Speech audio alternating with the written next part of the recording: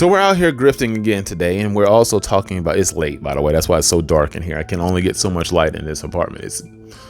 There's no ceiling light in my living room, which is just ridiculous. But that's another topic for another day. But we're talking about Cenat, a man I'm pretty sure has plenty of lights in his living room. A person I'm pretty sure isn't lacking for resources, but he is lacking for trustworthy friends. And that is something that we're going to talk about today.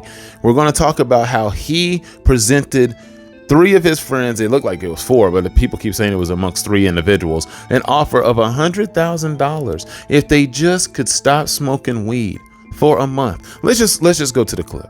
Reggie, I got a question. Do you think you can go to assumptions? Do you think you can go to day 30, no smoking, and win $100,000? Nope. Yeah. Actually. No, there's too much hesitancy here. There's no. Look how I'm looking at him. What do you mean how I'm looking at him? I know I'm good. Okay. All right, today our last day smoking? No, it will be still whatever you started. It's whatever you start. Whenever you start, it's whenever you guys agree, it starts.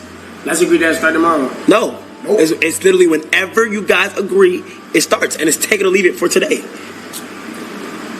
This is disturbing on a nuclear level.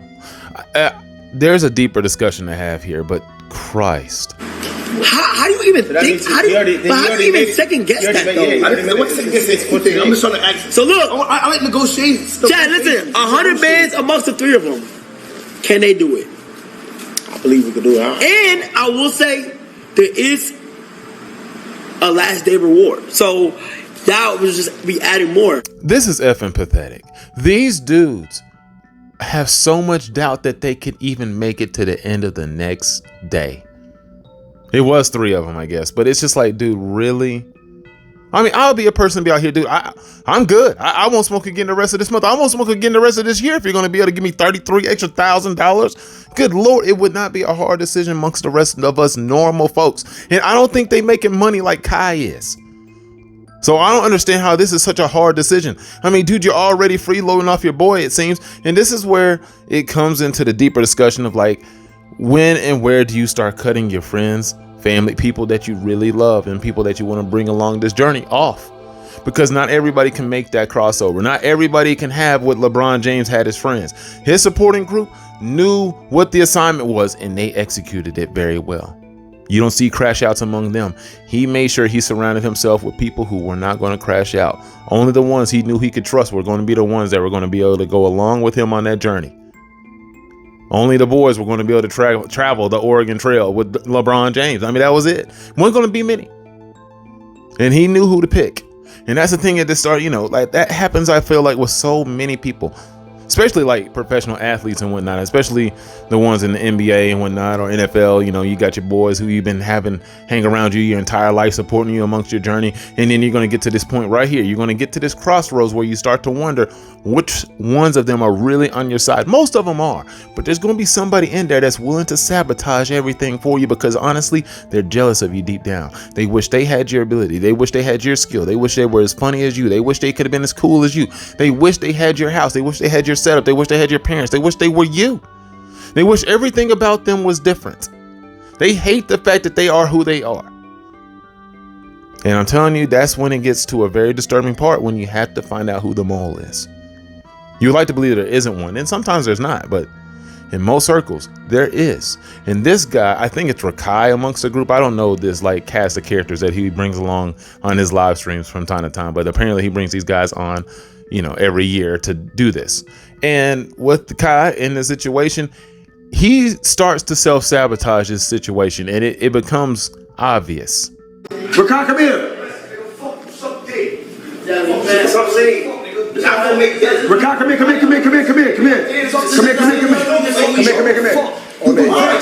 You go bedtime. It's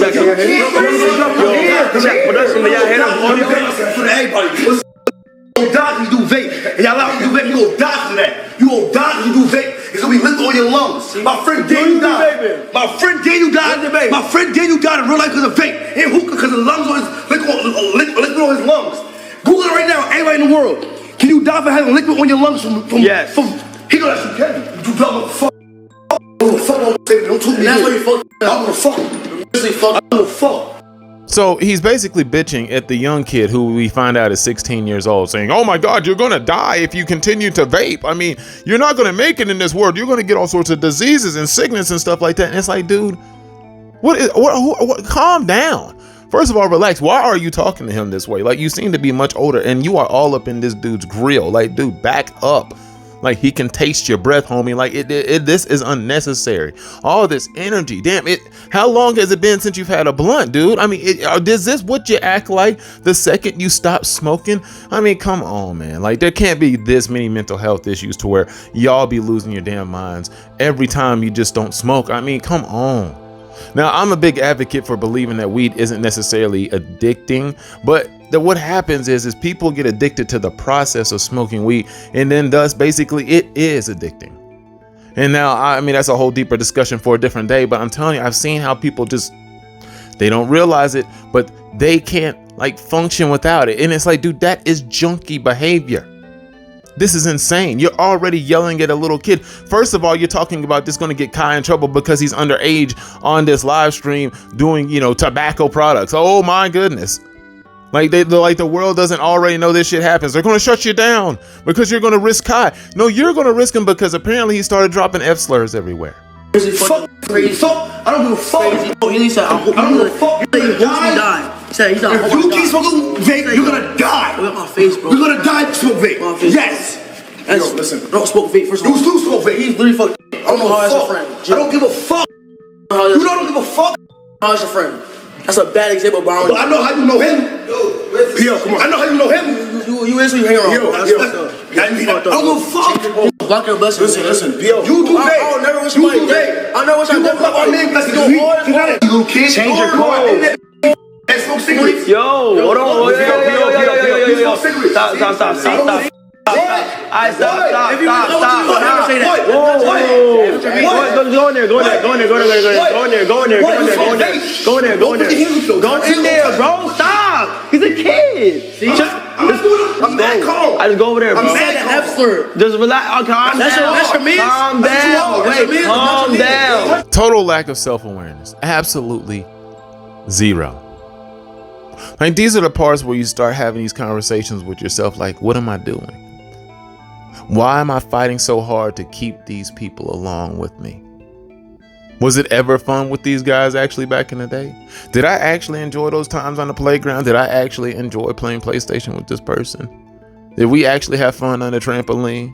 Did I actually enjoy being their teammate? I mean, did you start having these questions? Like, you thought you enjoyed these moments, but now you're at this point in time, you're like, I don't know if I like these people anymore. Because they have lost their minds. They really can't control themselves. They are really allowing themselves to be poisoned by the weed. Maybe it's the different strains. Maybe it's because it's different now. That's all. The ganja, the weed, the marijuana, the Mary Jane, whatever you want to call it. It's just, it's got people strung out to the point where they just can't even control themselves anymore. They haven't made it one day. I didn't think it was going to go this far. So what I'm going to do, I'm going to save my money. Because I thought I could be able to do something with y'all, but I apologize for putting something I thought I could be able to do. And y'all, listen, I'm gonna just call it off. Because I didn't think it would get to this far, bro. I don't like where it's going right now. It's day one. So I'm going to call it off. Y'all go smoke, y'all go chill. Yeah, but bro, it's not an excuse though, bro. It's not an excuse. It's not an excuse. Bro, I generally want to see y'all niggas do better with y'all house. And y'all sound like y'all about to kill each other. Bro. Who said that? One day. And they're literally, like you said, about to kill each other. And they're like, what are you talking about, bruh? And we all realize they're like, what are we doing? You can only be in somebody's face for so long before hands have to get thrown. And we all know that.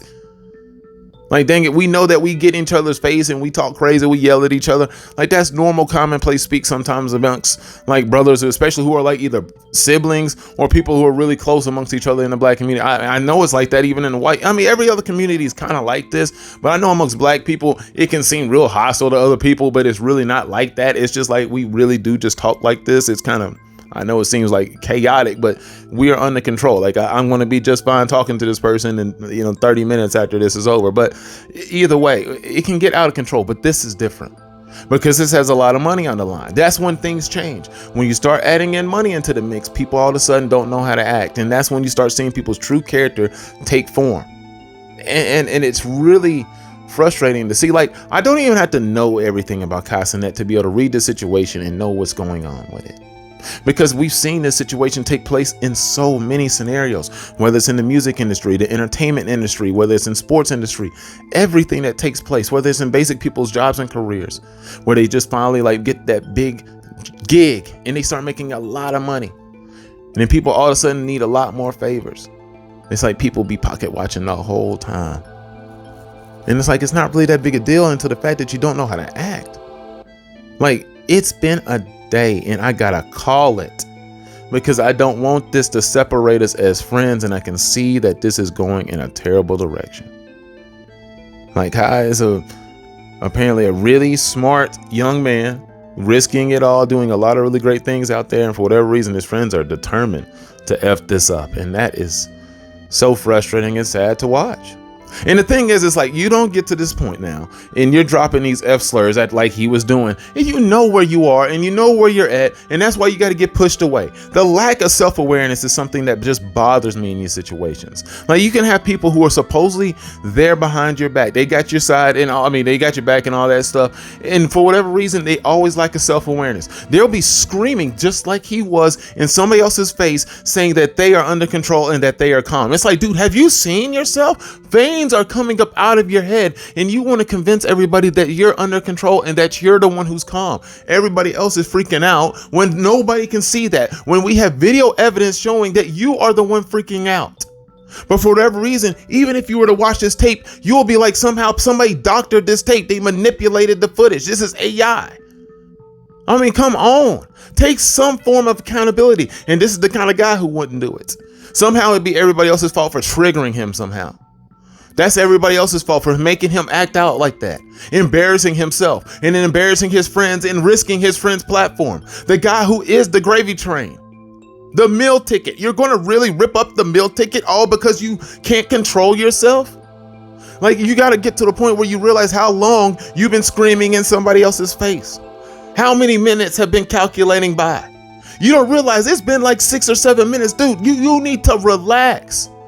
You're going to burst some blood vessels. You are going to lose your mind. Check your heart. Bro, relax. I mean, come on. But that you can't control these people like that. And it gets really frustrating. It gets really frustrating.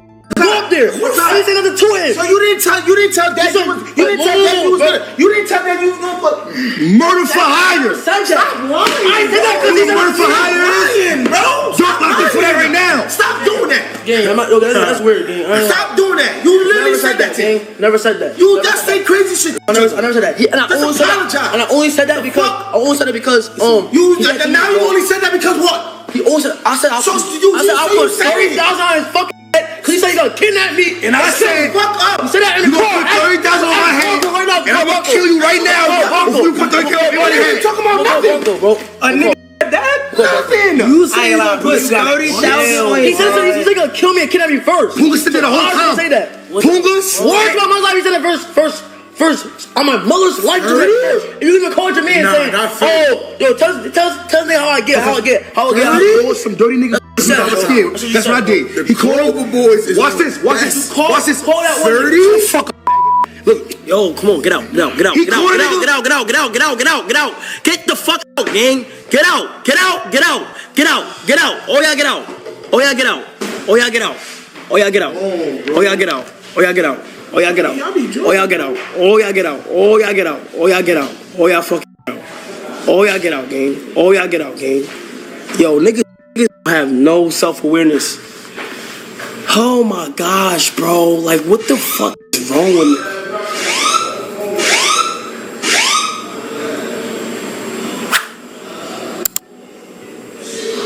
Watching this madness made me think of something I saw this other small creator make the other day.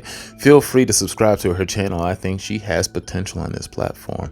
I think there's a lot of potential there in general, but nonetheless, she said some things that really resonated with what happened in this video. He says, if someone repeatedly shows you that they know what they're doing, they don't care how it hurts you, what effect it has on you, you need to believe them. Not the 5th time, not the 6th time. You need to believe people the first time.